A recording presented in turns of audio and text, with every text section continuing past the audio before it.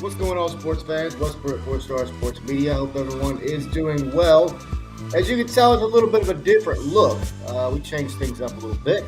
We got some people to make happy on our end of things.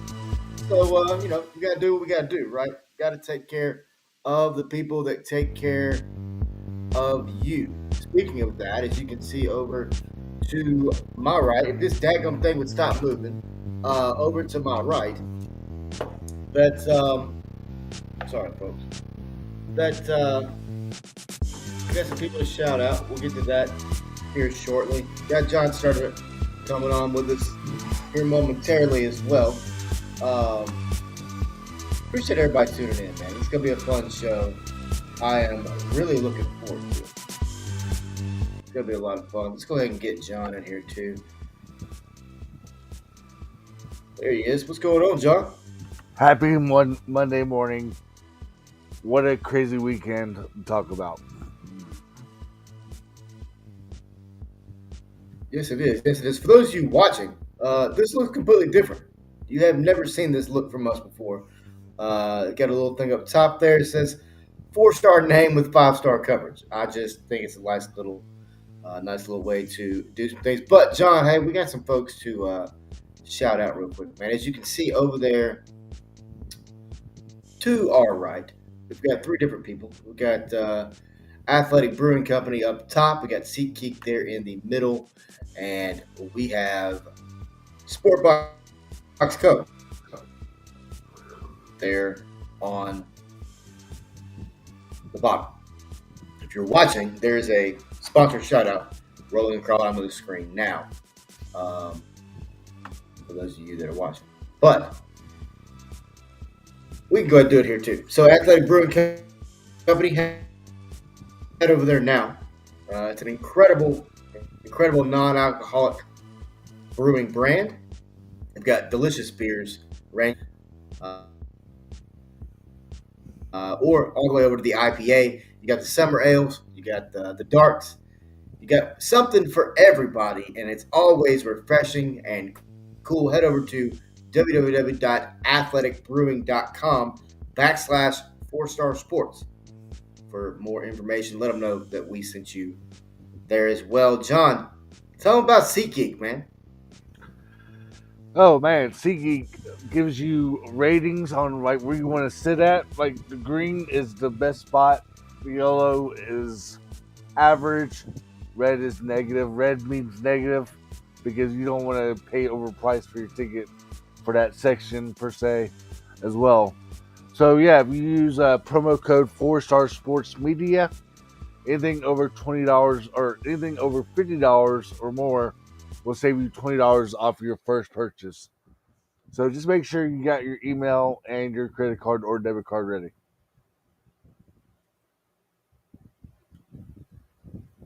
That's right. That's right. And finally, and we'll get more into this. We've got some other things coming with these people. You're going to continue to see these logos and hear these names. But lastly, we got more coming too, just so you know. Sportsbox Co. Sportbox Company. By the way, are you a parent or do you have little ones playing baseball, softball, hockey, lacrosse, any of the above? Head over to sportboxco.com. And when you do, John was amazed when he went to this website. He was not expecting it. But you go over there and it gives you a monthly box subscription. You know, these things are popular now. Everyone's doing it. A lot of people eat this way. We did for a while. We did the little food, they just mail you your food for the week. It was kind of cool. But that's what this is. Sports Box Co. Head over there now, www.sportsboxco.com. And when you do, put backslash 4-star sports just like you did over there at Athletic Brewing Company, and it helps us help you. Speaking of Athletic Brewing Company, go get you one of those fancy likes. Y'all have heard that song by Walker Hayes. You know, that fancy like Applebee's. You know about that one? Well, they've got a little collab going with him right now. Great beer. It's called Fancy Like. So head over to Athletic Brewing Company now to taste, get you some, to get you some. John, what do you think of the new look, man? I like it. A little bit different, but I like it. Yeah, I like it a lot. Now I can see actually the advertising at the Right. bottom. So yeah, Yeah. so a different Yeah, layout. man. All right, let's go ahead and dive into it, man. Let's go ahead and start. Yeah, let's go ahead and start with a little bit of NHL as the NHL hockey skates on. Interesting. If you go look at the playoff bracket right now, John, if you look at the Western Conference, the entire conference currently sits tied up at 2-2. Winnipeg and St. Louis are tied up 2-2. Blues have come back from being down 2-0 in that series to tie it up. A 7-goal win, won 7-0 the other night, and then yesterday won 4-1. Big time win for St. Louis. Dallas and Colorado are involved in a heated rivalry as the that series is 2-2. But John, then you look at the other side, and if if the Florida Panthers would just win a game, that side would be all 3-1. So fun stuff, man. I don't know if you're a big hockey guy. I love hockey. I got a Blues hat on right now, for that matter. Um, this hockey season has been physical. This hockey playoffs has been even more physical, and it's continuing tonight as you've got Tampa Bay taking on the Florida Panthers at 6 p.m. Central Time on ESPN. And then the series I just talked about, Colorado, Dallas. Big time there, man. If you're a hockey fan, you need to watch both of these games tonight. Both are on ESPN. The Colorado and Dallas matchup starts at 8:30 Central Time. So head on over to ESPN and check that out because you don't want to miss it. John, give me some thoughts on this NHL playoff so far. The series that I've been watching the most of is the LA Kings and the Edmonton Oilers. One, because I love the environment in Edmonton, and then two, the LA Kings. You know, it's kind of been kind of interesting with the LA Kings per se because the way they ended the season and made the playoffs, just like your St. Louis Blues, aka shout out Blues.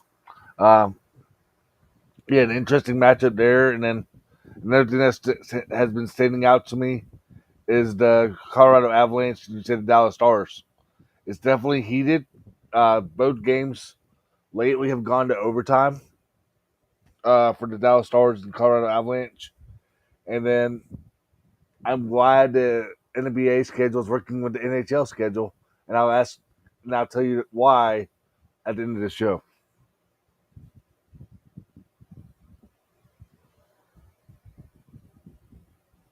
Say that again. You gonna do what? I said I'll tell you why at the end of the show why I'm glad the NBA schedule is working with the NHL schedule. That's an incredible segue into our next topic, John. Incredible job. Beautiful, beautiful segue. Let's go ahead and talk about it, man. NBA, as you can see there on the screen, we've had some brooms get out, folks. We've had some brooms get out. That I'm not taking a shot. Don't worry. I'm not hating. Oh my gosh, be careful. I'm not hating, folks. I'm not hating. I'm just saying some brooms have gotten out, and you know, one team's at home right now, John. Matter Yeah, of fact, it's like, the only team at home right now in the entire NBA playoffs is the Memphis Grizzlies. Now, I'm not talking crap. I'm not talking shit.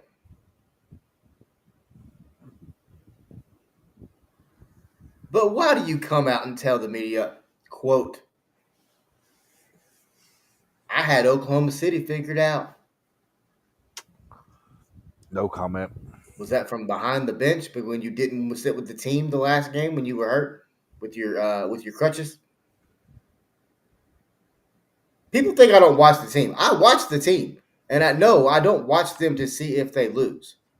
But when I make statements and people come at me and laugh at me, then yeah, in a sense, I do kind of watch to see if they lose. I know that sounds harsh, but it's 2025, right? Let's start there. What's your thoughts on the Grizzlies, John? Not really surprised they got swept, but just the way the third game, you're up by 27, 27 at home in the grindhouse. One of the noisiest arenas in the postseason in years past, and it was noisy against Dallas in that playing game. It was like the old days. But you're up by freaking 27 points. You do not blow that lead with or without Ja, regardless. You do not lose that game at home. And then in the fourth game, you play the Thunder, and you're competitive for that first quarter all throughout, and then you only lose by two without Ja. 117 to 115 that last game in game four where Oklahoma City prevailed. But Zach Edey, we talked good things about him the last couple of shows that we did. But Zach Edey's got to get better in that paint, bro. You're seven, whatever you are, 7'2", 7'3", 7'4", whatever you are. Right. You got guys that are 6'9", 6'8" on you. You only got 4 or 5 shots off. Grab the offensive rebound and put it back up. Don't pass the ball back, to the guards or whatever. Put it back in. But again, I know he didn't get enough touches per se, and whatnot. But still, ask for the ball in the paint. Make your presence with your height in the paint. And then Jaren Jackson, To your point. I guess Jaren Jackson could only do so much too, without Ja on the side, Ja on the court. But Jaren Jackson was kind of a big disappointment to me in the playoffs. Um, Desmond Bain, I feel like all he was worried about was just shooting three ball every time he got the ball. I felt like this team in general, as Zach Kleiman said it yesterday, I listened to a little bit of his post game or his end of the year press conference, and it's like, Yep. I called them each dog for a reason, but it's gonna be interesting to me personally. I think they get rid of one of the three, and right now I'm kind of leaning more toward of Jaren Jackson possibly leaving, just because you cannot pay what Jaren Jackson probably would want. Because I know Jaren Jackson probably wants that $300 million price range because he's an all-time defender, all team defender, first team all defender at one time throughout his career. So you just don't blow leads at home, man. Bottom line. Definitely not a 27-point lead at that. That hurt. Real bad. And it set the tone for the fourth game.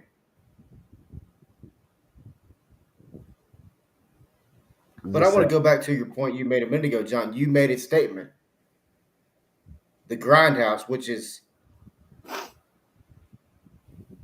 becoming not the effective home court advantage during the playoffs that it once was.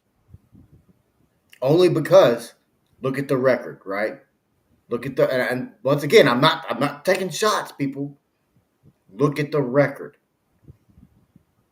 Not only look at the record, look at the history in the city of Memphis. If your team is winning, what happens, John? The attendance is there. Or if your team is playing a team that's a good team. But if you're not winning, or not only if you're not winning how they want you, they being the fans, folks, want you to win, they don't show up. Am I right, John? I mean, the fans did show up the last two games. I do gotta give them credit for it, but it's just the atmosphere alone. It felt like was kind of just there.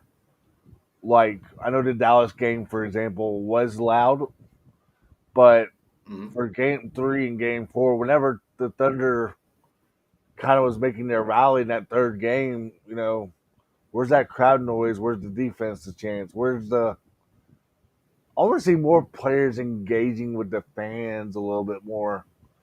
If I'm in the grindhouse, man, like get some of these players to stand up on the bench and get these crowds into it. I get that. I get that. Yeah, I get that. All right, man. Speaking of getting people into it, John, let's talk about our next topic. Hey, I'm not done with the NBA yet, bro. I'm sorry, but I'm not. Oh, go ahead. Go ahead. You still got other games to talk about real quick. I know Denver Nuggets. We talked about this. The Denver Nuggets got rid of their coach just like the Grizzlies did. They're 2-2 right now with the Which Clippers, made no sense. so that's still good to see. The Clippers and Nuggets. Aaron Gordon's put back on that dunk as time expired was nasty. Um, Yeah. I kind of want to see, after all, I kind of do want to see Denver beat the Clippers in a way. Although I did pick the Clippers, just like Yep. I want to see how Russell Westbrook performs the next best out of four against his former team.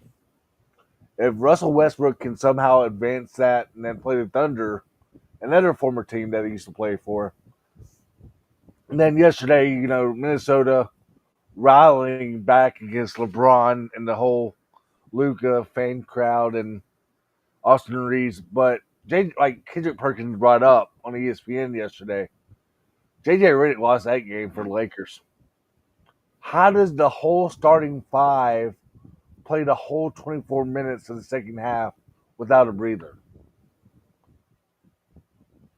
The whole starting five of the Lakers played the whole second half for the Lakers yesterday. So for them to be down 3-1, the Lakers, I'm not really surprised because JJ Redick, first year coaching in the playoffs in this type of atmosphere. But LeBron James, 0 points in the fourth quarter yesterday. Come on, bro. You're the GOAT conversation for a reason. You're the MVP year in, year out in considerations. You have 40-piece point games year in, year out. You're 40 years old and you're still dominating. But 0 points in the fourth quarter yesterday. And then Anthony Edwards, unbelievable, 43 points yesterday. And then Golden State up 2-1 against the Warriors. That series could still go either way, in my opinion. Draymond Green and Dylan Brooks are still getting into it, it seems. And then Cavaliers, I think, will sweep the Heat after all.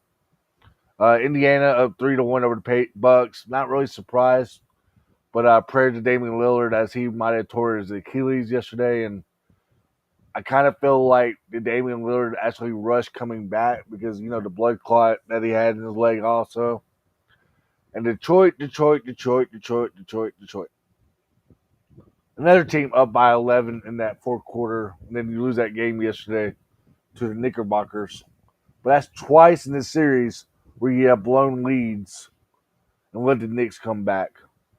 And then the Boston Celtics, I think now they're going to beat the Magic. I think Orlando just relying on superheroes to get them past Boston when Boston actually plays team ball.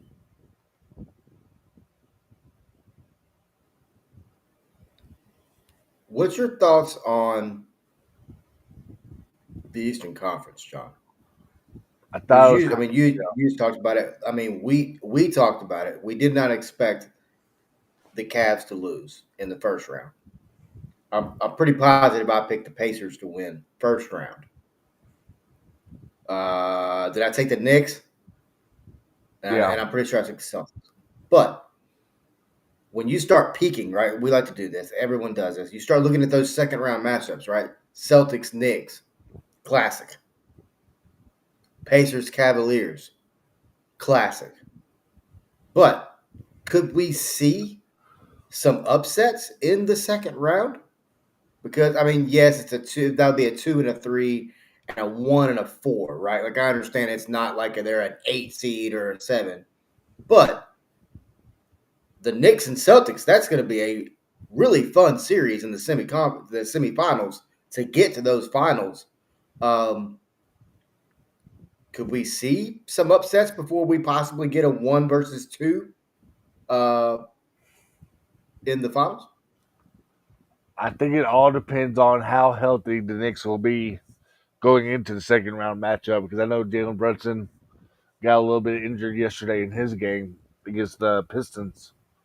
But also, I think in the Pacers' possible matchup with the Cavaliers, it depends on three players: Darius Garland, Donovan Mitchell, how they going to do in that second round matchup for the Cavaliers, and then Evan Mobley as well for the Cavaliers. But another player for the Pacers, if Tyrese Halliburton can get his 30-piece points and get a little bit more help, yeah, that series can go interesting.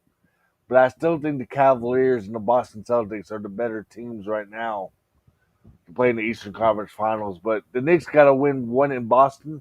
Then they got to have definitely win one or two possibly in the Madison Square Garden as well for that series to be interesting between the Celtics and the Knicks. The NBA playoffs winds down as the first rounds are beginning to come to an end. All right, John, let's go ahead and jump over to the NFL as we had some drama for your mama in Green Bay. My goodness. Holy cow. Wow. What a wild time in Green Bay, Wisconsin. And John, let me ask this. We're going to dive into this, man. Give me,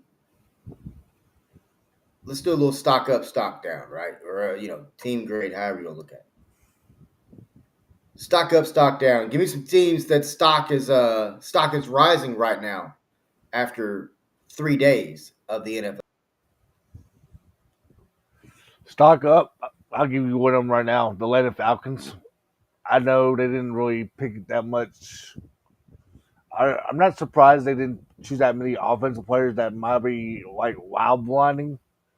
But the thing is that stood out to me was the people that you got in the first rounds, and we basically got it still. I think in James Pierce, the edge player from Tennessee. So I think that's one reason it's a kind of a surprise, but not really a surprise.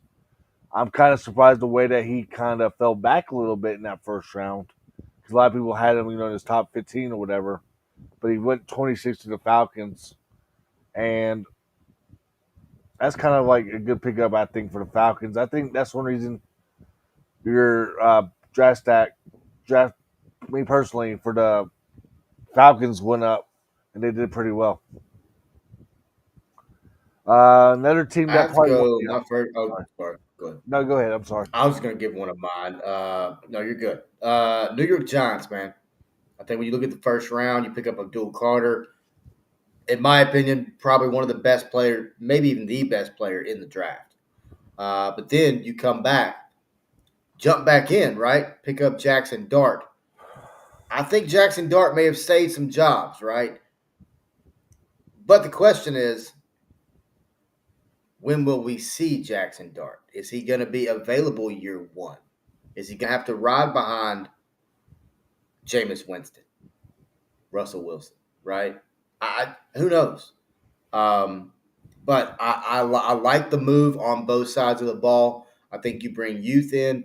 Obviously, we know Jackson Dart can also sling the ball around. Go ahead, sorry.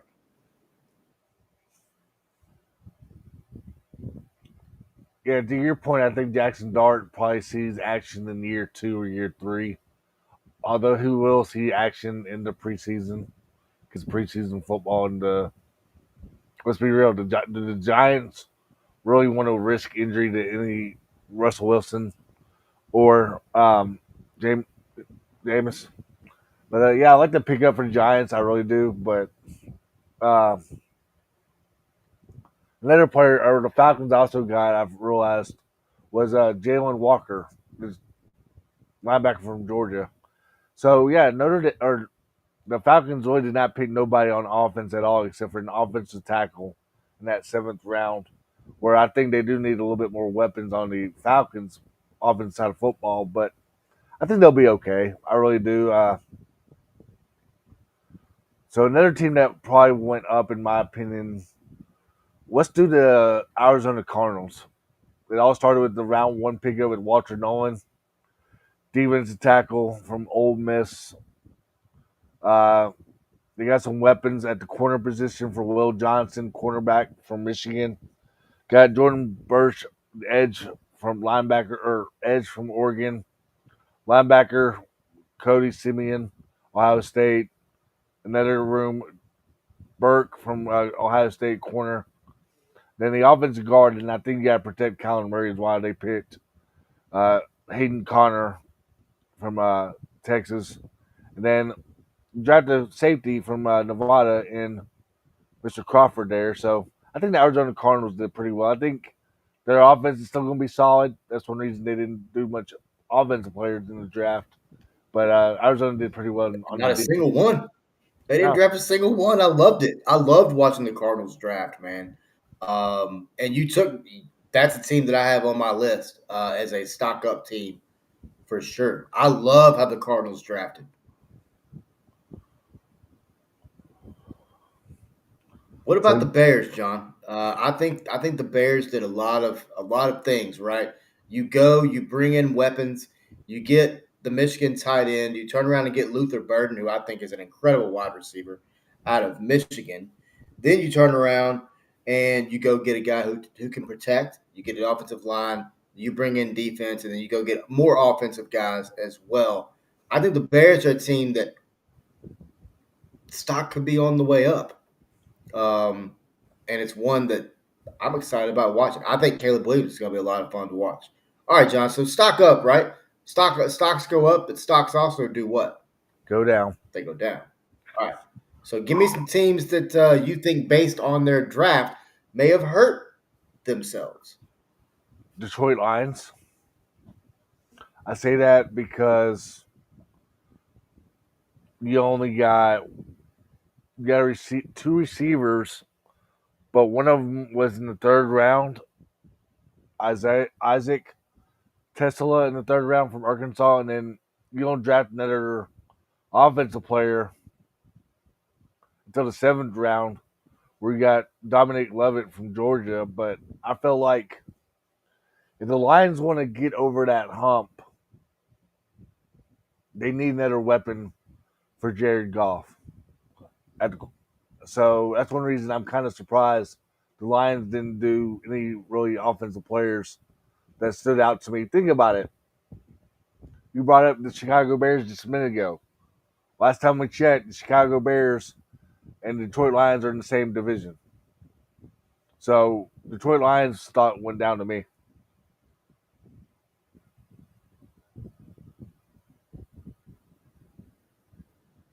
I'm not trying to start the conversation before we start the conversation, right? About the elephant in the room, Shador Sanders. I like how Pittsburgh drafted, but I don't know that you wait till round 6 to go get a quarterback. Preach. Amen. I I love the Jack Sawyer pick, right? He is a Pittsburgh player. I, to me, in round 3, you go get him. Somebody. Not it ain't got to be Sanders, but someone. There's still a lot of quarterbacks available. Even I mean, that's your second pick. I get you go get the the defensive tackle. That makes sense. I get that. From a Tomlin, a guy who I've watched Tomlin literally his entire career. I get it. I don't get waiting till round 6 to take a quarterback. On top of that, don't know that Will Howard is that guy. I just don't. Um, so they're my stock down, man. The other one, I know it's going to sound kind of weird, but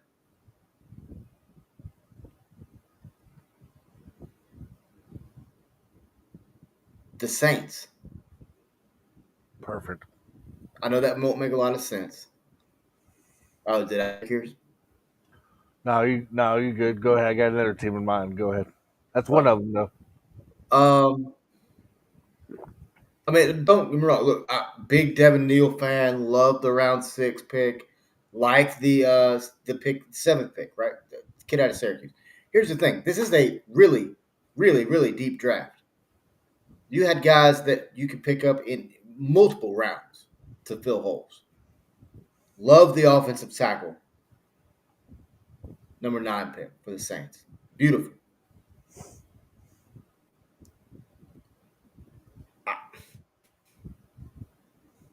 I'm not saying the kid's not a good quarterback, folks.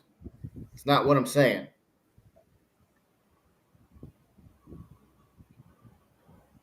And I'm not Mel Kiper. Boy, he's a popular name right now, isn't he? Um, I'm not Mel Kiper. I don't claim to be. Do I watch film? Yes. Do I understand film? Yes. Do I understand what I'm looking at? Yes. I don't know about that quarterback, man. Yes, he's experienced. He played at 3 different schools. With the combine? But I mean, I think Shador Sanders is a better quarterback than him. I think a lot of the reason that Shador Sanders made a lot of the mistakes is because he didn't. We talked about it all year. I didn't really dog him. I dogged his offensive line. I dogged his lack of, not him, but the staff lack of running the football. There was not even attempts to run the ball. It's not that they weren't effective. They weren't attempting to. Go back and look at the stats in the game. Go back and watch the game.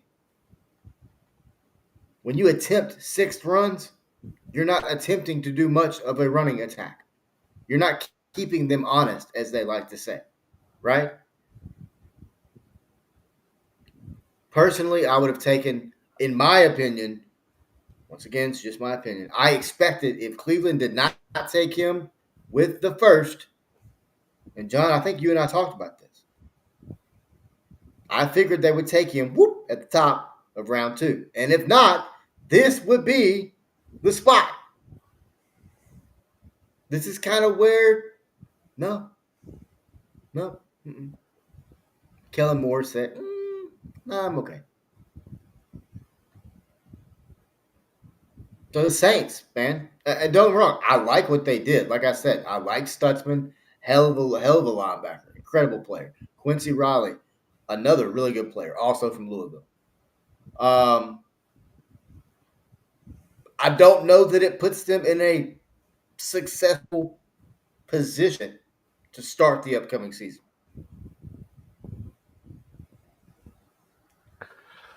Yeah, I just What's your shook thoughts my on my stock down? I just shook my head a lot because yeah, the Louisville, like you brought up, the Louisville quarterback, he's got experience, but the way that he showed out in the NFL Combine, overthrowing his receivers by a whole mile, it just didn't really impress me at all. But I'm going to say this: a lot of people, I thought, here's one team that I'm kind of surprised about. Some people want to criticize the Denver Broncos a little bit, I guess. I love their picks at times, but you got to get a little bit more weapons for Bo Nix on the offense side of football. Yeah. Especially your backup quarterback right now is basically don't have that much experience in general. So I thought they did okay with picking up RJ Harvey at running back in the 2nd round, who is a stud from the UCF days at running back. Mm-hmm. You got a good, I guess you got a decent receiver in Pat Bryant from Illinois from a receiver point of view, but you're Yeah, no, deep he's good. at 2 back-to-back edge players in the 3rd round and in the 4th round from LSU and Alabama in Jones and Robinson. Your defense is already solid as it is. One of the top defenses is in the NFL the last couple of years. But I think you got to get a little bit more weapons around Bo Nix if you want to prevail. So that's one reason I think Denver. I know people say, "Well, Denver did it pretty well," but where's the? I'm not trying to say this, but I'm trying to say it nicely. But Bo Nix is still in his second year coming in. I think you need another weapon or two around him. And also, I think you need a little bit more offensive line around him, too, because the offensive line that you got right now in Denver does not seem to be working for your running back room. Maybe that's why you bring in RJ Harvey that can pretty much do it everything himself. But I feel like the Denver Broncos kind of went down. And then you brought up the Saints. That went down to me. But my question is, like, what is the LA Raiders doing? But I know I looked at Genji pick, first They round. drafted Jinty. What do you mean? What are I they no, doing? It's pretty obvious what no, I they're love doing. that pick. Don't get me wrong, but you wait till the sixth round. It's like you brought up Shadir. You wait till the sixth round to draft a Yeah, quarterback. What are you waiting until sixth round for to yeah. get a draft a quarterback? I mean, unless they have, and then like that's the thing, man. So free agency is after all this. Right. So I mean, unless they have some type of plan in place or something, um, another team that, to your point, you're talking about putting or getting weapons, right, to add to the quarterback situation, young quarterback. I mean, I start with Tennessee Titans. First off, Cam Ward, obviously the number one pick. I think there was a large gap, honestly, between him and everyone else behind him. Um, but I think if you're Tennessee, you go sure up some defensive holes. Then you go get an absolute burner from Florida, an absolute burner, DK. Then you go get you back to back to back, right? Fourth round, all you use the fourth round to go get some guys you need. You got Gunnar Helm from Texas, and then what I think is a very underrated wide receiver, and that's Aya Manor, Io Manor, sorry, out of Stanford. And then you go fill holes 5 through 7. A lot of times the 5 through 7s don't even make it. I thought day 3, I thought Tennessee did an incredible job in the draft. And a lot of times, if you look, what's crazy, I don't know if you were watching the draft, but if you look, the amount of guys who make teams versus don't. Crazy thing is this: rounds 3 through 7 make the team a lot more than rounds 1 and 2. Hmm. You would think it would be the opposite, right? You would think it would be, oh, if you're a first round guy, you make the team. That's crazy to me. But no, all right. So John, let's go ahead and get to the elephant room. All right. So did Shador Sanders falling like he did that shock you or no? Yes and no. First of all, I want to say this. I was going to do it part of my rant real quick, part of the NFL draft real quick. How do teenage kids or college kids get phone numbers for these players that are in the NFL draft? As you saw it yesterday, the Sons of Falcons defense coordinator was behind the Shadir Sanders prank. Well, How the how the yeah, hell the son of him. Yes, yes, yes. Yeah. Go ahead. how Sorry. the hell are these kids or teenagers getting these players' phone numbers? Especially when Shadir said, I got a phone from Boost Mobile the day before and sent it out to all these NFL scouts or coaches in general for them to contact me.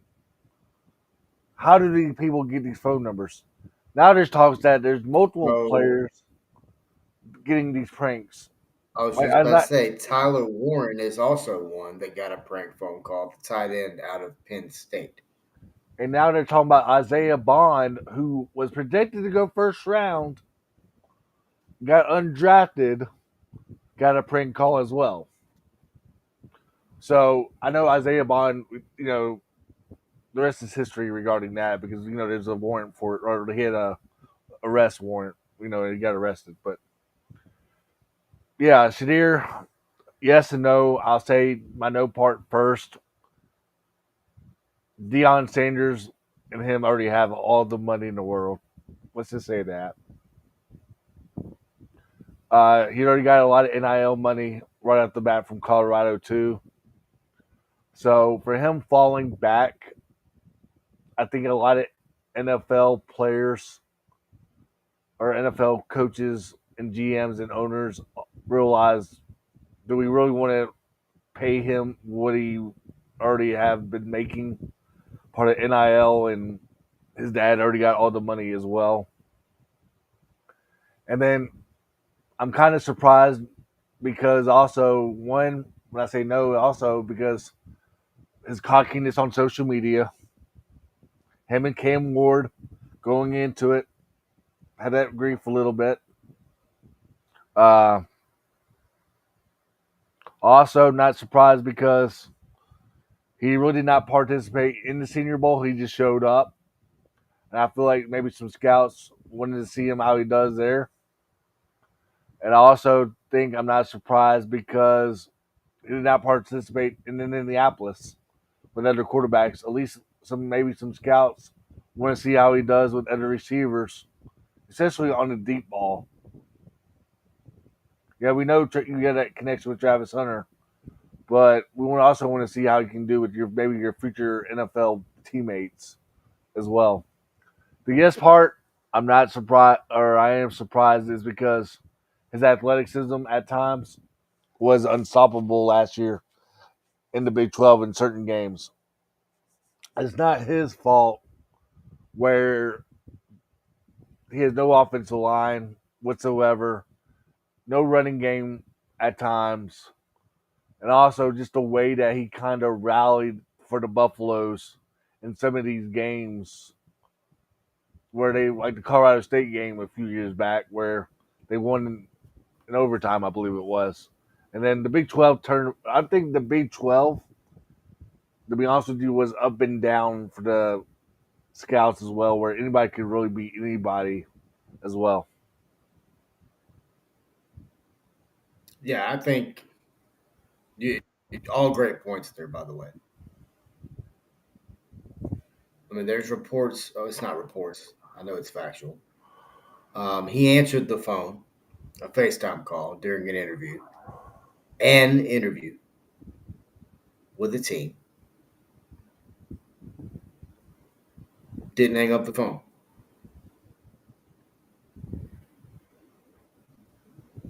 That's a job interview. At the end of the day, I to your point about money, I understand he has money, but when Dion makes statements like, there's certain teams that he's not going to play for, and I'm going to put my foot down, and we're going to have a Eli Manning situation. The NFL then turns around and goes, "Watch this," because his son's now a Cleveland Brown, the same team that Dion, I believe, Cleveland was one of those teams that Dion said he would not go to. Um, it's going to be interesting to see. I think when you look at the quarterback room for Cleveland, it makes it even more interesting. You got Deshaun Watson that I don't think takes another snap in the town. Joe Flacco, that guy is just, he's damn near out there on the oxygen tank playing. He's been doing it forever. And then yeah, I think I think Shador will be the starter there in time. I mean, he can win, right? We know that. He has the winning gene. He has that excitement level about him. I think the NFL quite quickly is going to maybe humble him a little bit. Um, as it should, right? You're taking a step up. You're going to the next level. The next level is generally going to humble you somewhere, right? Um, no, the NFL was a lot of fun. The NFL draft was a lot of fun. We're going to talk about more about the NFL draft with the Sportsbox Company question of the day to end the show.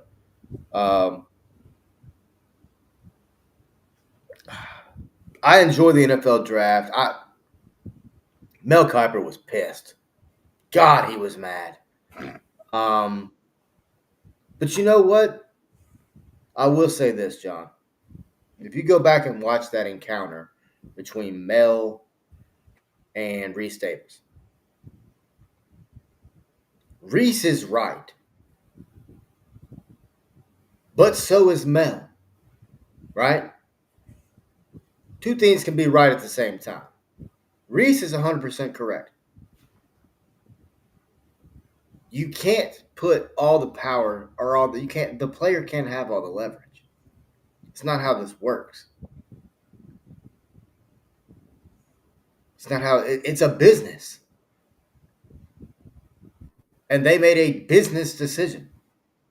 And if you really go back and you look at generally first round means they think you can walk in the door and be a starter, right? Sometimes early second round, third round, you're backup. Fourth and on, you're not the starter. You're going to have to earn everything you get. I get it. It makes sense, right? But all right, man. Let's take a quick break. My thoughts on Mel When we Kiper, come real back. quick. I felt Oh, like he was just talking. Mel oh Kiper, yeah, sorry. I want to say this. We get the shittier Sanders talk, man. But you don't got to bring it up every 20 to 30 minutes and just rant about it. Yeah. Credit the people that were He around was. him. He was great. Credit the people around him as well, because I don't think the people around him would have basically put it up too much longer. No, I agree. I agree. No, very exciting NFL draft. Next year is going to be fun too. I look forward to those 3 days every single season. When we come back, we're going to be talking a little bit of Talladega. We're going to be talking a little college baseball, college softball. Then we're going to head over to Churchill Downs for the 151st edition of the Kentucky Derby. All that and more right here on the Sports Buffet, where we always keep you full of sports on the 4 Star Sports Media Network.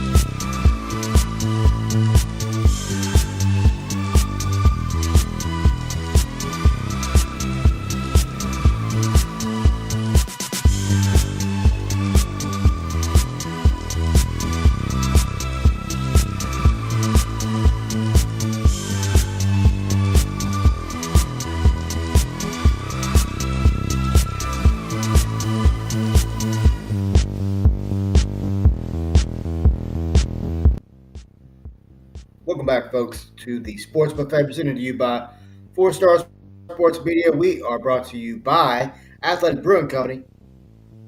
Incredibly crafted non-alcoholic beverages, smooth, cool, great on a summer day, and greatly priced as well. But head over to athleticbrewingcompany.com/4 Star Sports to help us help you with your drinking needs. John, real quick, as you saw on the banner there, Ryan Silverfield was quite vocal recently regarding the NFL draft and regarding players at Memphis specifically, right? So I want to take a look at what Silverfield had to say regarding this. Here we go. Yeah, I think it's a shame. I think they all deserve to be drafted. I mean, let's call it what it is. I will stand on the table for a lot of those guys that we know that should be drafted. And, it's been a couple years and we haven't. But you know what I've also found? A lot of those guys are going to make the NFL because of the way they're built, because of their mindset, their intelligence, their work ethic. Um, you look at some of our guys that have gone undrafted free agents, and they stick around. And it's because they've got the mindset, what they've done here on undrafted free agents, and they stick around. And it's because they've got the mindset, what they've done here, the way they're willing to do things. And those are the guys that helped create this culture, that helped us win a bunch of programs. And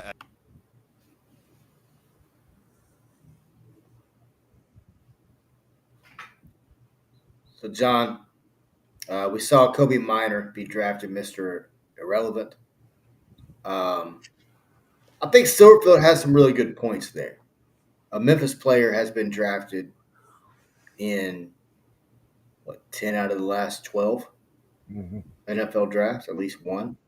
And to his point, you look at the undrafted portion of that, even more players are now on the roster just to close out the NFL draft portion. Sorry, I forgot to No, play you're that good. part. I feel like But also, John, let's I also want to say this. quit. I feel like Ryan's making a great point, not only for Memphis but also for other teams in the conference. Um, People want to say throw shade at them, but you got some great coaches getting great talent in a portal for a reason. So our American Athletic Conference, any player that did not get drafted, if you're watching this, don't be ashamed. You still got a good shot at making a practice squad or even a free agency still, or et cetera, right? But they don't give the coaches. I think in the NFL this day and age, I feel like the last couple of years, they have not realized how much. Like for example, if you go into SEC to American and you're shining in the American, I don't think the American Athletic Conference is getting a good shot in the NFL draft because if people are saying, well, it's the Charlottes, the North Texas, and all of them in that league. But you got some great talent in this conference that should have been drafted. You don't win so many games at home for a reason either, or you're not the one of the top quarterbacks that stayed at one school for 4 years, like Seth. But the coaches in this league, I feel like the ownership and the GMs of the NFL teams are not listening to like a Ryan Silverfield who has been in the NFL before. A guy, John Summerall, who has been a Mhm. winner ever since he's been at Troy. Then, of course, you got Jeff Traylor at UTSA, who has basically turned down every big job possibly and loves it at UTSA and keeps on winning at UTSA. So the conference in general, I think, definitely should at least have maybe 10 to 15 players drafted total in this 7 round draft this year in general because some of these players that I'm looking at, well, they barely even saw some action at their schools and they got drafted. So that's one reason I would say that too.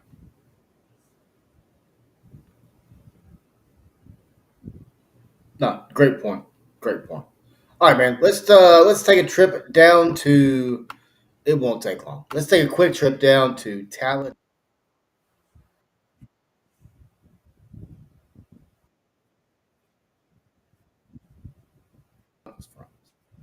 Not what I'm talking about. Let's take a trip down to Talladega, Alabama. Talk a little Dega. Talk a little NASCAR. What the heck? 3 hours was the total race time. By the way, yesterday in Talladega. But big time as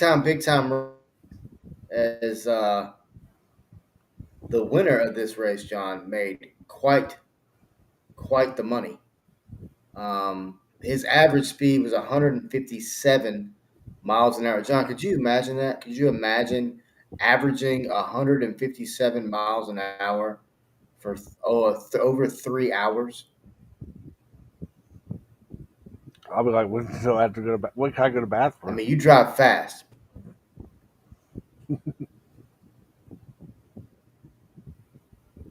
Huh? So I would be like, when can I go to the bathroom with that high speed? No.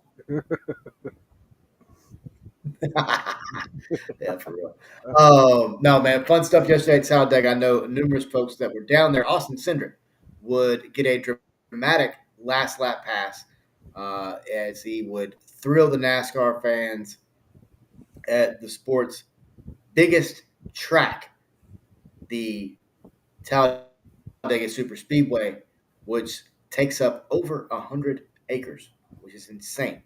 Um, Big time win. Big time win. The 2022 Daytona 500 winner, Austin Cindric, would get the first trophy for Team Penske in 2025. Cindric's number two would pull ahead of Roush Fenway's Brad Keselowski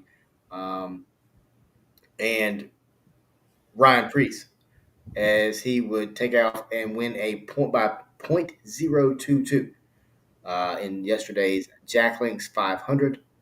The listen to this, John. The two Mustangs would exchange the lead 5 times in the final 6 laps. That's crazy. However, there is a thing called post race inspections. And I'm sad to say that the Ford is driven by Priest and fifth place finisher Cedric Penske teammate Joey Logano were subsequently disqualified for post-race inspection. Joey Logano's got some deals with these inspections. Remember years ago, he had glove gate. He had the little glove that he would stick out the window and get a advantage. NASCAR officials found an illegal spoiler on Priest's Mustang and a spoiler violation on Logano, or AKA Joey Logano. I call him Logano. On his Mustang as well, which violated the overall assembled vehicle rules.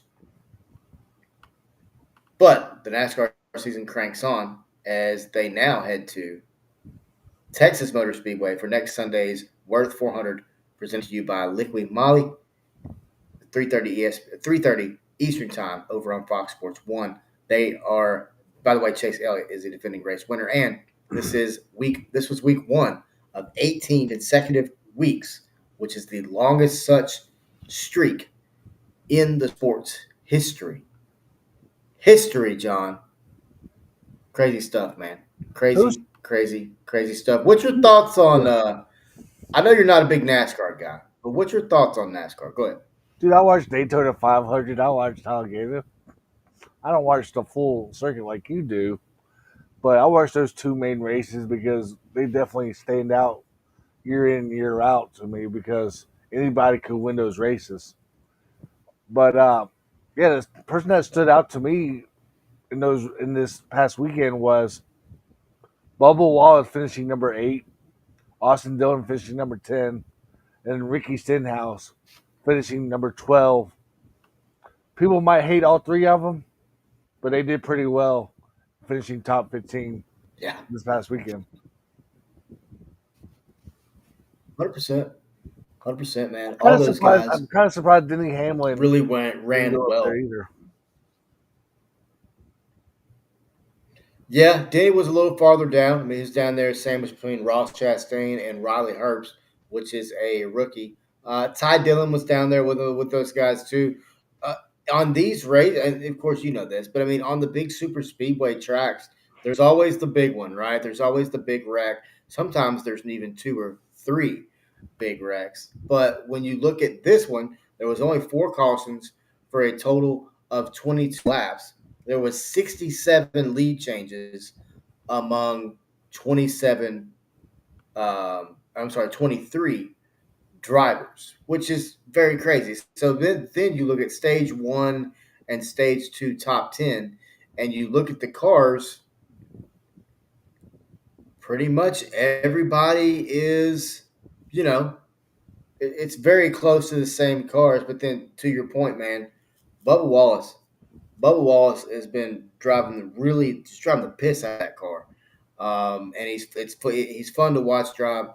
I don't know if you watched the interview with Chase Elliott, but it was very telling for a guy who grew up literally with cameras in his face. Bill Elliott is his dad, and Chase said openly in the interview, "Hey, I, I didn't ask for any of this." He said, "I didn't even want to be a driver." He said, "I just got in the car and I enjoyed doing it, and then I got under the car and I enjoyed working on it, and then I fell in love with driving." He was like, "All the cameras, all the fame." He's like, "I don't want it. It just I have it," and it was really kind of a cool, transparent moment in a sport that you really don't hear that a lot because there's think about it, man. There's not there's Dale, there's Chase.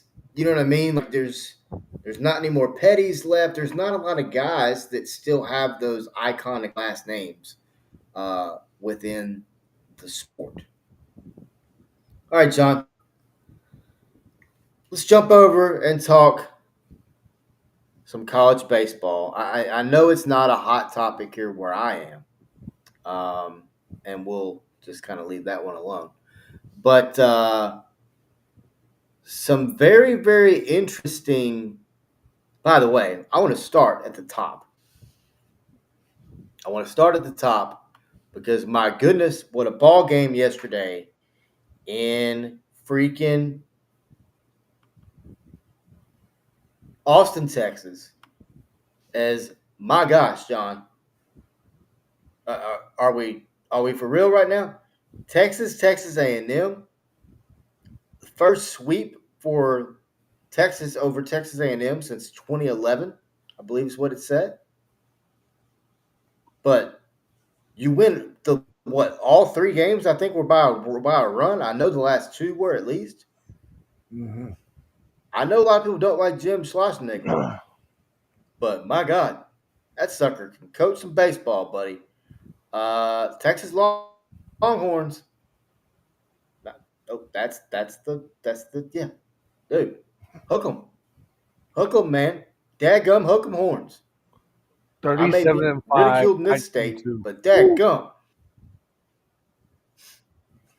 19, my point exactly, man. 19-2 in the SEC. That is something that is not generally done, and you understand that.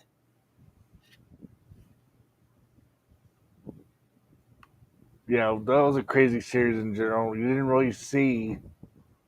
I want to say this. I'm surprised you didn't see so much going back and forth like you did the LSU Tennessee series over the weekend regarding players.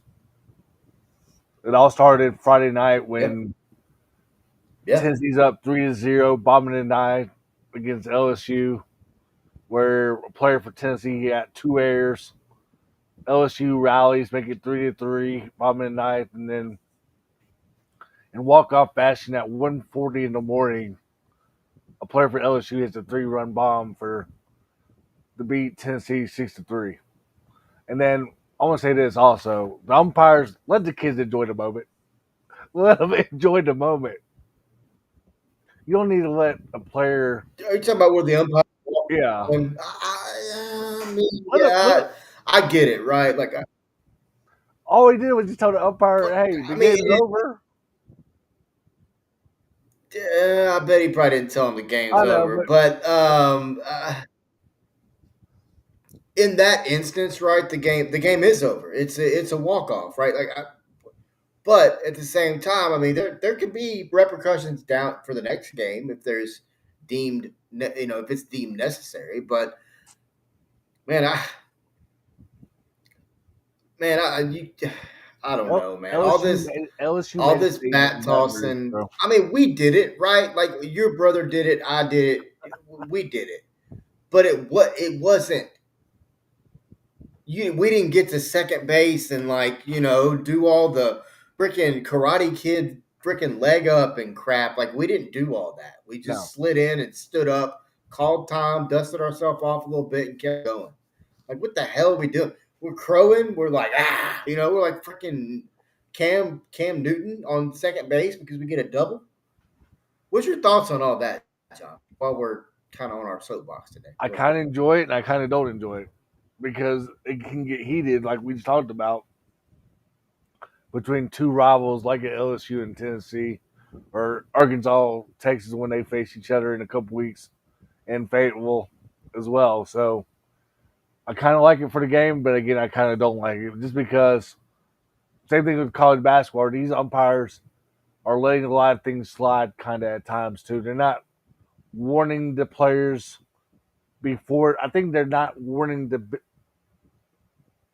players and managers and head coaches before the game, and I think that's when you gotta basically warn them before the game in rivalries like this because they do get heated week in week out now, especially with 3 weeks to let to go in the regular season going into Hoover.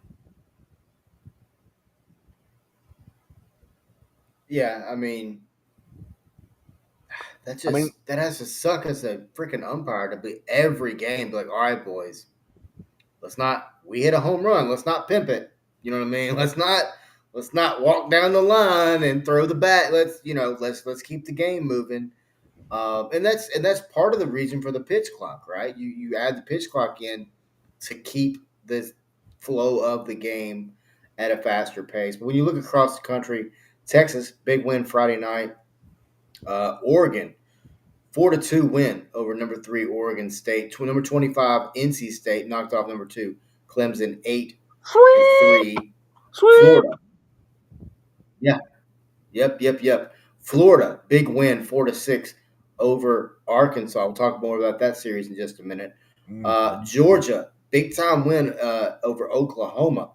UC Irvine big time win over Cal Poly. UCLA, don't sleep on the Bruins, John. Number 15 in the country, big win 7-6 over Penn State. And what about the Troy Trojans, John? 3-2 in 11 innings over Texas State. Wow. Sun Belt Conference USA. We talked about this in the early preseason.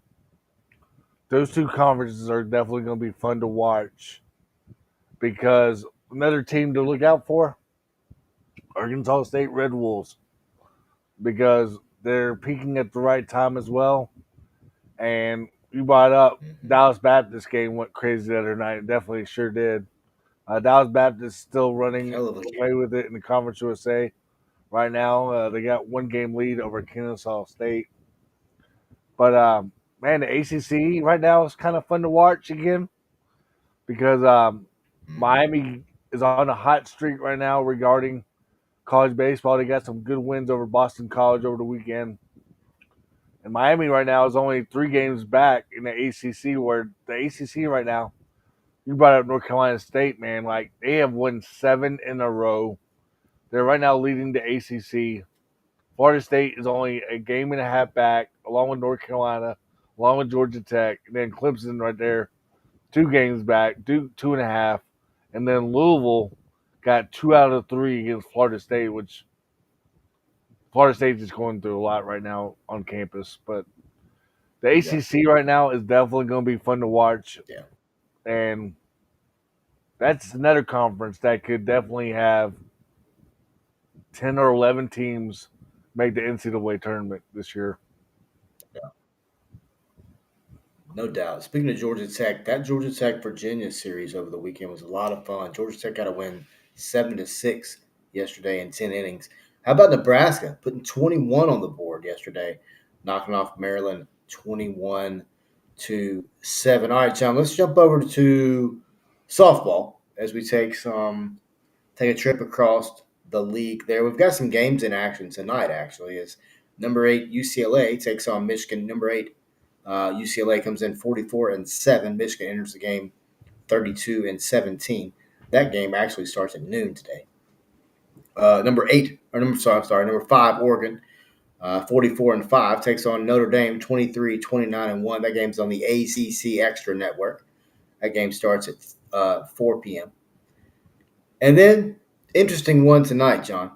Number six, Florida, comes in 41-11, taking on number 10, LSU, 38-11 on the season, 6 p.m. Eastern Time, or maybe that's Central Time, I guess, over on the SEC Network. So we'll start there. What's your thoughts on this UCLA Bruins softball team? Number 8, 44-7 right now. Michigan could I mean, do you smell upset here? I think UCLA's got more pitching than Michigan in this series. I know it's been a crazy scheduling for Michigan, traveling from west to east, all over the place. Same thing with UCLA, but UCLA's got the pitching again this year. That's really impressing me for the Bruins.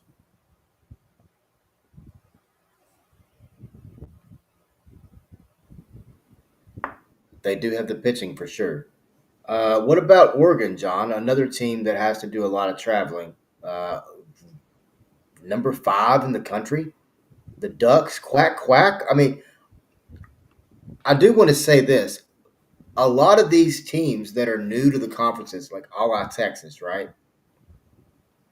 It's probably making the fans of that conference pretty upset that the new teams are coming in and really playing well. Would you think that's factual or no?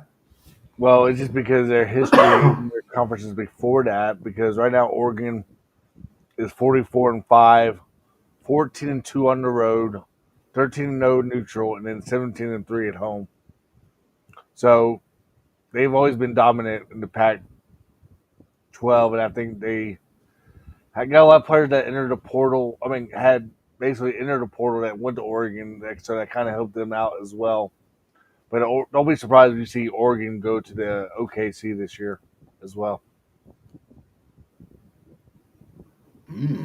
Is it? Was that a spoiler or is that a prediction, Paul? It's a prediction just because I think the Big Ten is so stacked with talent. So Yeah. you could easily take 2 or 3 teams out of the Big Ten this year. UCLA, Oregon. Another team to look out for. I know their record right now is 41-10, but look out for the Ohio State Buckeyes. Yeah. Yeah. Agree. Um, what's your thoughts on Auburn? Big time win over number 11. They blanked South Carolina the other night, 7-0. When you look at the SEC right now, I think just about every team in the conference is heading to the tournament. Wouldn't you think? We'd say the NCAA tournament you're talking about or the conference tournament. Yeah. I mean, obviously, there's sarcasm there, right? I mean, Yeah. obviously not everyone's going, but seemingly, I mean, think about it, man. You got Tennessee's number 1, Texas A&M's number 2. Who else? Arkansas is up there. Right. Texas is number 3. Oklahoma's number 4. Arkansas is number 9. LSU's 10. Florida's 6. I mean, good Lord, like it. Until you get to Florida State, it's all SEC teams at the top of the league. Um, I'm not talking league. I'm talking about league nation, top of the nation. Um, that's a fun league to watch play softball. And as someone who's been out to Bogle Field to watch this, what they call them, the Bogle Bombers, the Arkansas softball program. It's a different atmosphere out there, and it's one that it really shows you what other campuses around the country can be with the proper support that's real support. Mm-hmm. You know what I mean when I say that, John? I also want to say this: if you have like Because 20 they're losses in the SEC, or 20 losses or 22, 23 losses after the postseason, when I say after postseason, I'm talking about like after the conference tournament. I don't think you deserve an NCAA softball bid in the tournament. I know your RPI might be up there, but let's be realistic right now, man, because I know there's only like 2 weeks left in the regular season right now, right? But Georgia right now, 6-14 in the conference, 29-17. Georgia has like 3 or 4 more losses in conference. I don't think Georgia gets like in years past. They don't get a regional in Athens or even travel to a regional as well. Right. Then Kentucky, man, like 29-22, out 7-14 in conference. That really does not stand out to me right now. Yeah, Ole Miss has a losing record in conference, but they only got 14 losses. 11 of their conference losses are 14 total. So to me, I think in the SEC, you brought up a lot of teams in the SEC going in the tournament. I think I'm like, this year might not be Georgia, Kentucky, Auburn, and Missouri. And it's going to be a shame if they don't make it, but still, you don't have No. 17 losses or 20 losses at this point late in the season, especially when your RPI has done so well.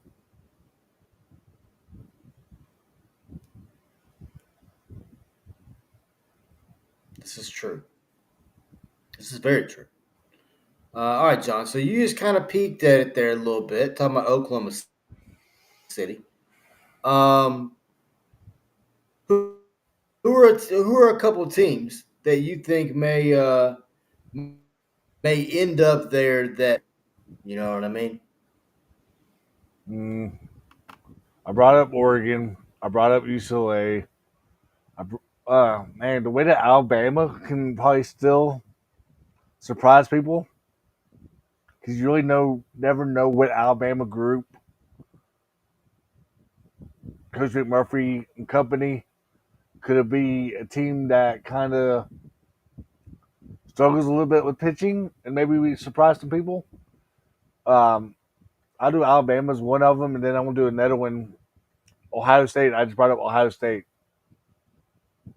They're 41-10 overall, so don't be surprised when you see Ohio State. I'm not saying it'll happen, but the Big Ten is so stacked, like we just talked about. Anybody can beat anybody in the Big Ten.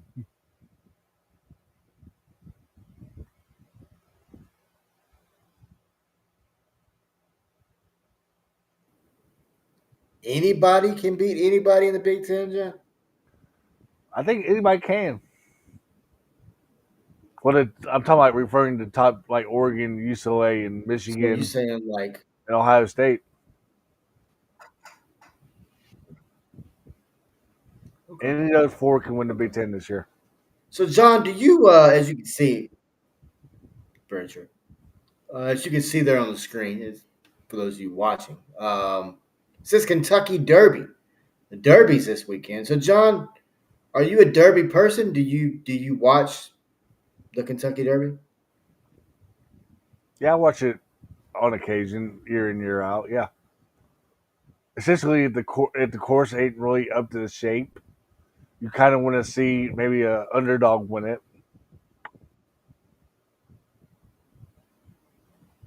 So you root for a sloppy, rainy course then? Is Not that all the is that what time, you're no, telling but me? I've been talking about in general. Like if you see a little bit of rain in the forecast, you'll like to Hmm. see how maybe somebody can surprise some people, especially the odds or can change at any time as well. And then you don't know how much. I'm not saying the preparation is in factor, but you got horses traveling from all over the country with different types of weather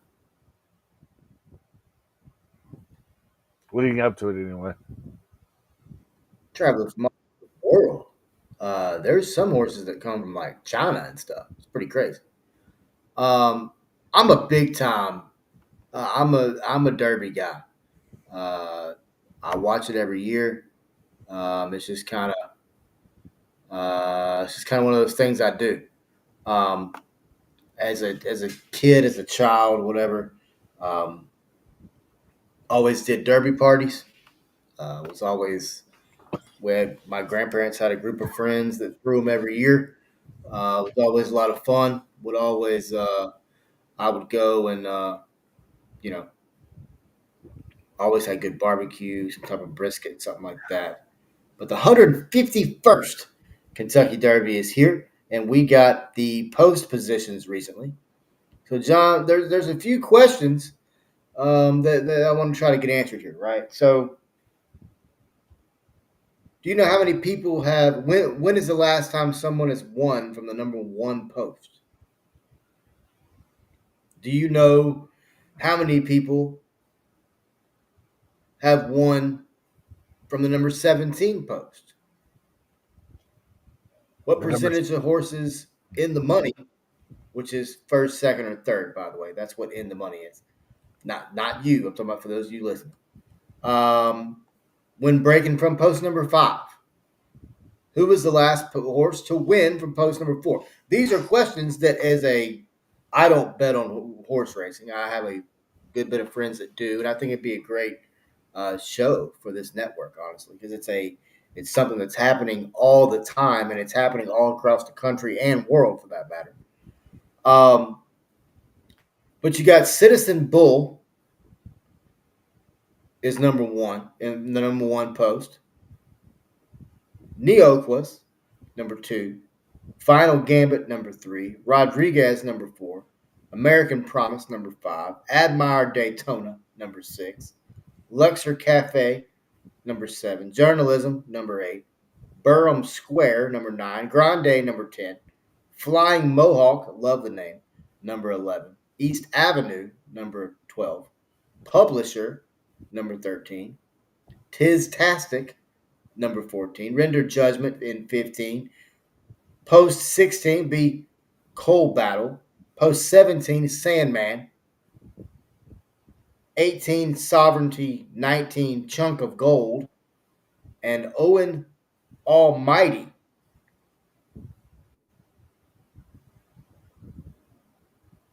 in the 20th slot.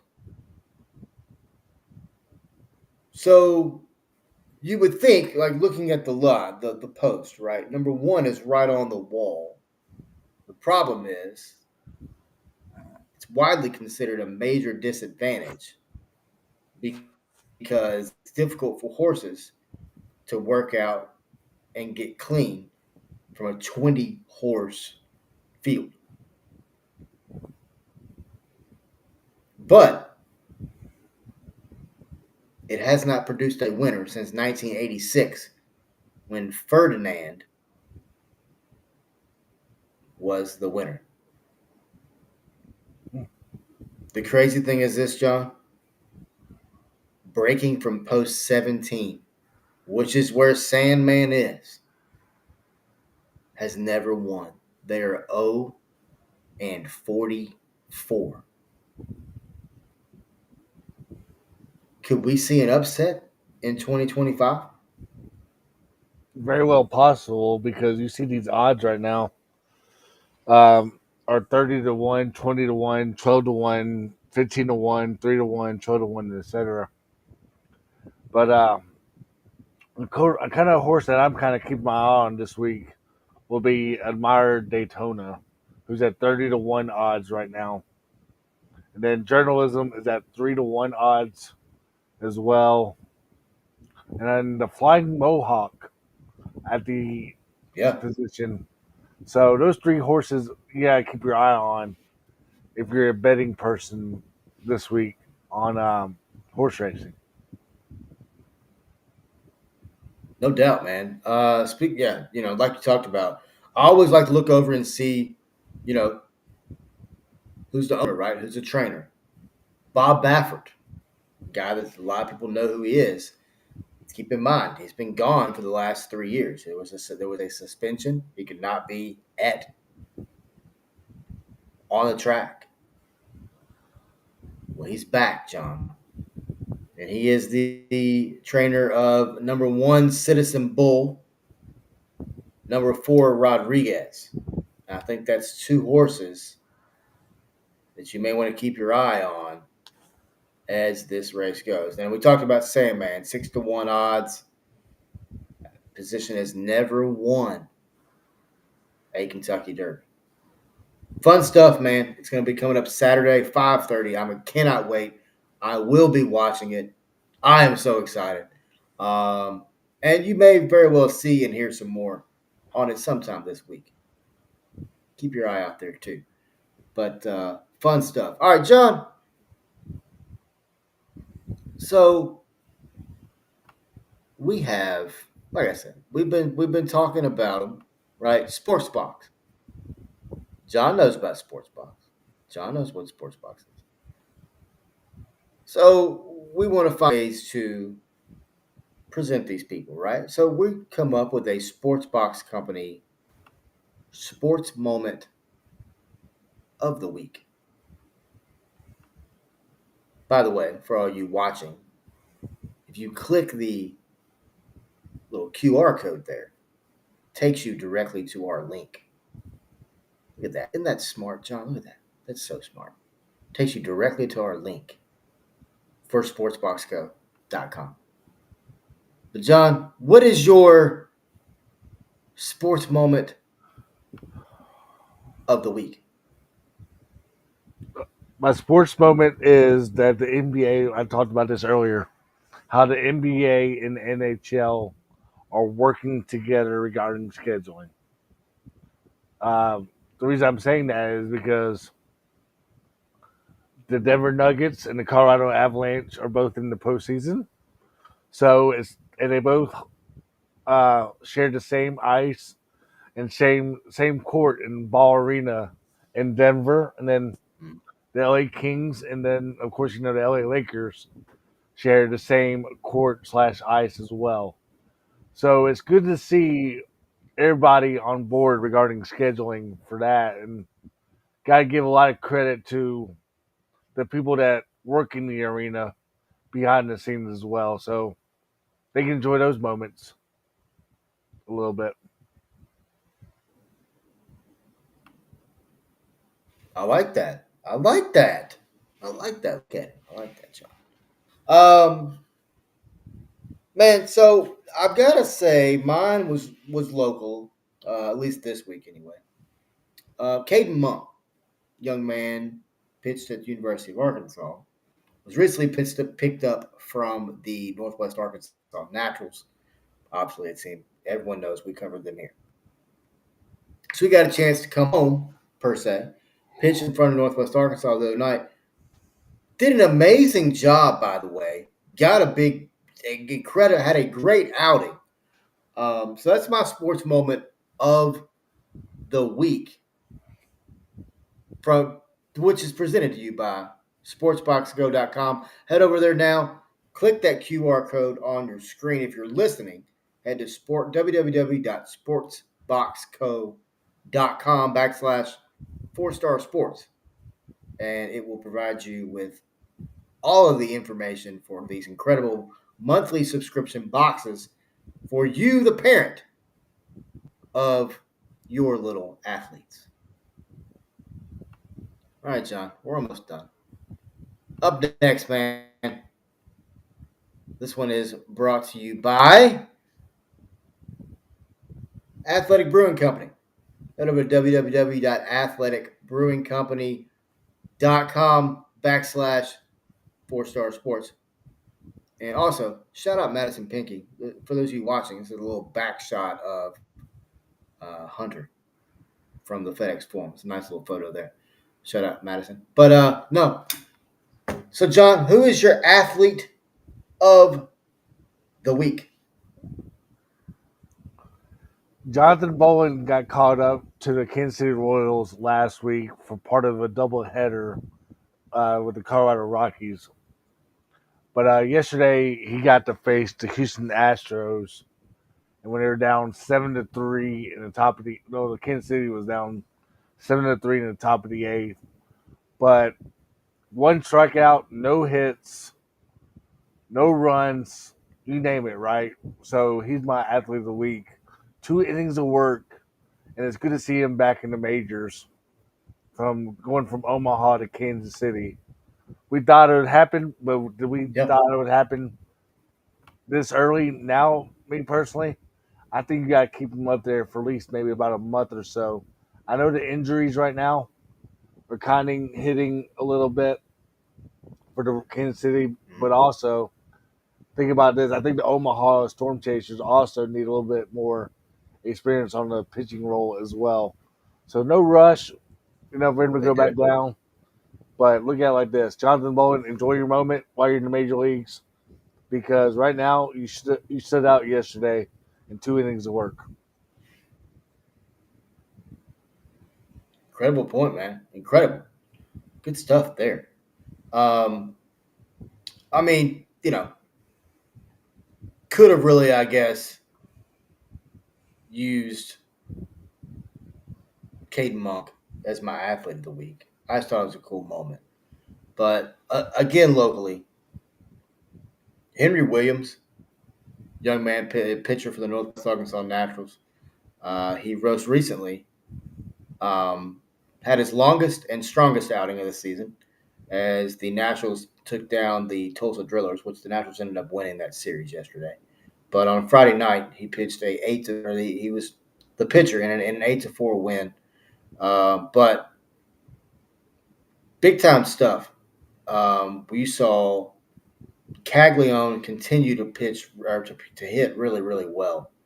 But Henry Williams, he made his debut opening night. He was the opening night starter, pitched really well, and since then has continued to just become stronger and stronger and stronger on the mound.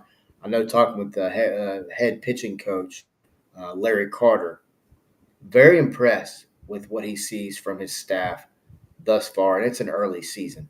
But the Naturals are on the road. They hit the road heading up to Springfield to take on the Cardinals. Yes, folks, that is the Double A affiliate of the St. Louis Cardinals. Um, yeah, but good stuff there, man. Henry Williams, good stuff from him. All right, John, it's time for the Sports Box Company question of the day, and that is simple, real simple. Did you enjoy the NFL draft? And I want a scale here, 1 to 10, and then explain. I'll let I you say start. I say about an 8, 7.5, 8. Depending on what coverage you watched, ESPN coverage or NFL coverage or NFL Network coverage. I felt like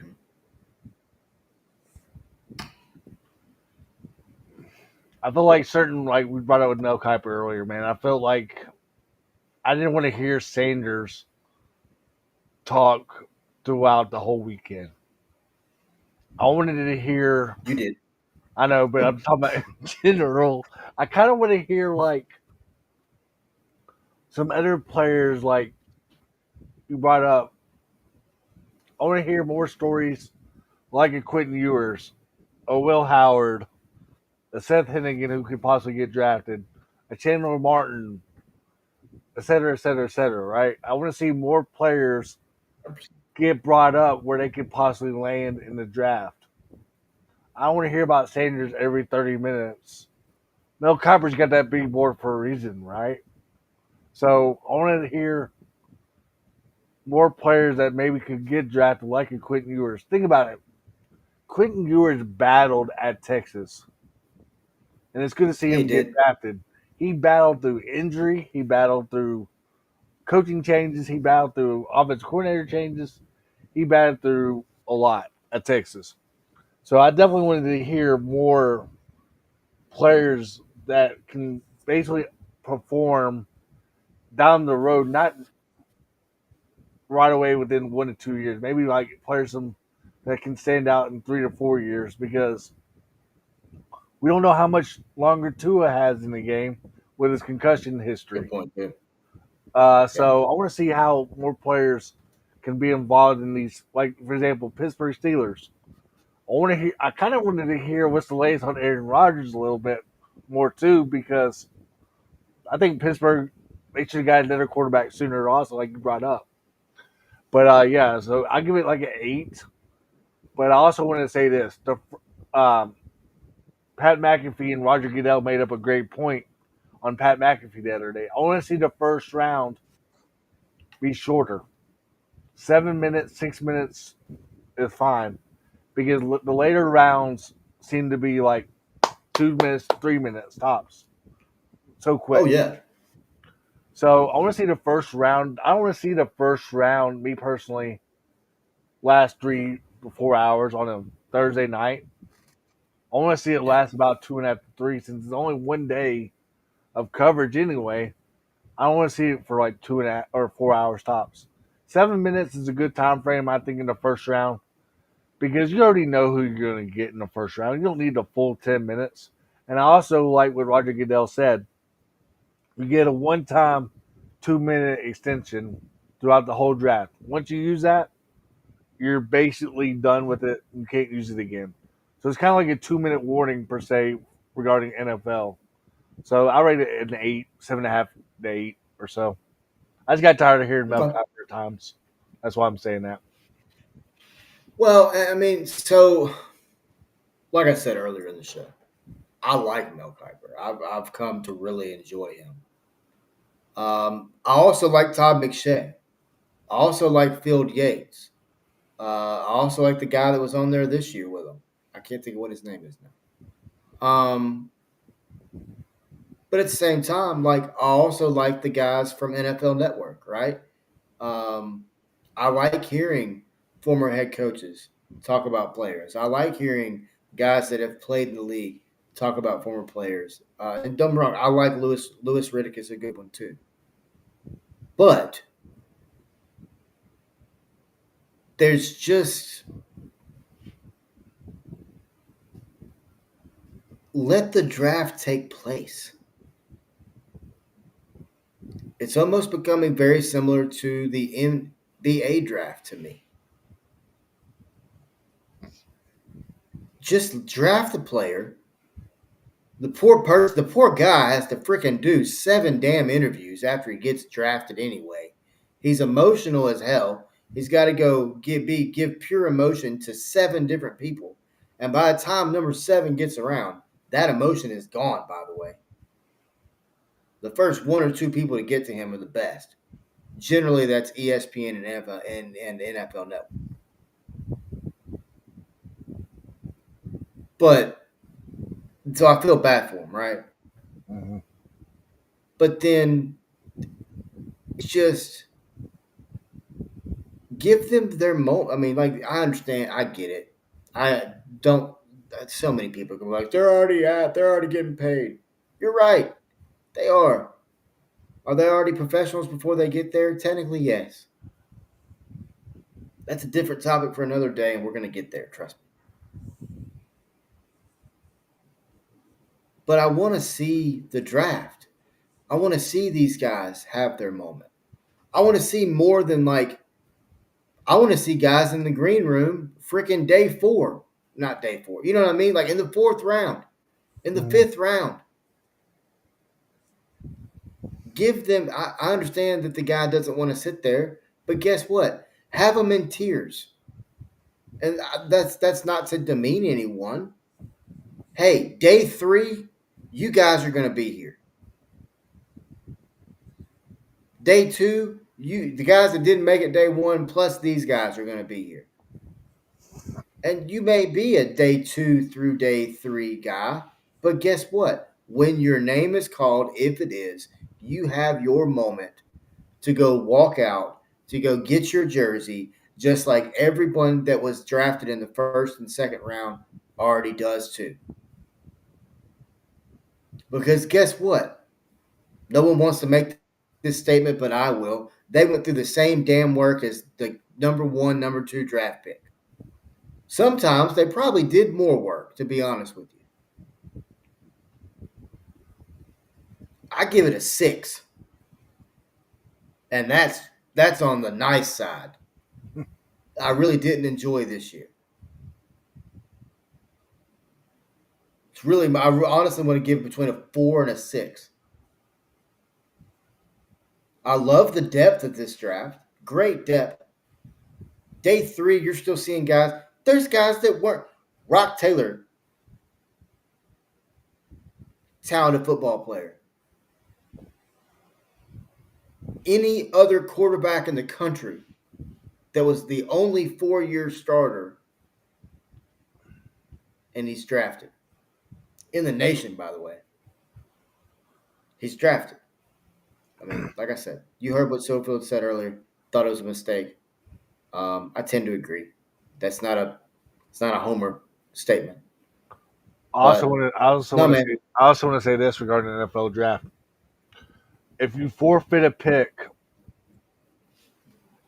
take it out of your budget for your salary cap because it hurt. Why are you forfeiting picks in the 6th or 7th round per se and not giving nobody a chance? Yeah. Because it's ruining a player like an Isaiah Bond who clearly got undrafted.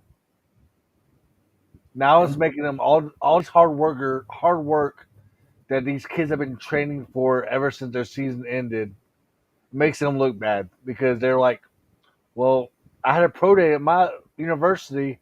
These NFL scouts showed up for it. Well, They weren't told here. me this. They told me this. Now they're here not to see me. Now they want to forfeit the pick. If you're going to forfeit the pick, just do a damn trade for crying out loud with somebody. Yep. Come on, don't forfeit a pick. Agree. That makes you look stupid. Roger Goodell, just take it out of their budget or something, or the salary cap or something, because these kids, like, for example, you can see, you brought it up yesterday when we did Tiger Den. Lionel Valentine, Mr. Irrelevant himself.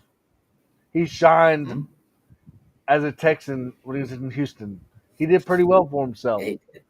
So why played for the Dolphins, played for numerous teams. Yeah. So why forfeit a pick and just not give a guy a chance is beyond me. When I saw that yesterday, I'm like, forfeiting picks in the NFL draft again? Come on, man. Like, that makes your franchise look bad, for one thing. I agree.